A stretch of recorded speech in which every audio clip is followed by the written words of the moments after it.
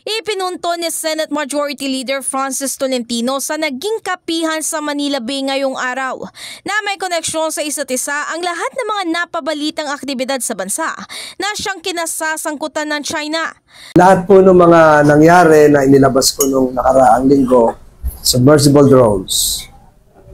arrest of Chinese spies in El Grande, Subic, San Antonio Village, Makati, Palawan, the troll farm based in Makati, paid and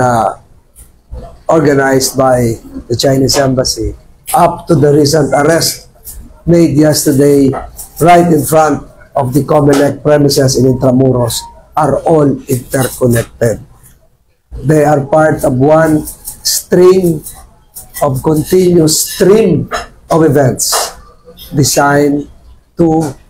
foster China's interest in the Philippines. Kaso nito ngayong araw din mismo ay inihay ni Tolentino ang resolusyon sa Senado na naglalayong paimbestigahan ang illegal intrusion ng China sa territorial waters ng Pilipinas. Maliban pa ron, ipinapasilip din niya ang naging provocative landing na ito sa Sandy Cay na parte pa rin naman noon ng teritoryo ng bansa base sa Philippine Maritime Zones Act at maging nga sa 2016 Arbitral Award. Sa kabilang banda, iginiit naman ni Tolentino na tila nais ng China na makabuo na listahan ng mga kandidato na tutulong sa kanilang agenda na mapawalang bisang batas na ipinatupad ng Pilipinas tungkol sa maritime territory. Samantala, isiniwalat din ng senador na ang tunay na rason ng paghiling sa kanya ng Partido Demokratiko Pilipino na bumitiw sa kanya pwesto bilang miyembro ng partido ay ang hindi nito pagsang-ayon na ang China lang ang dapat kausapin sa maritime law discussion.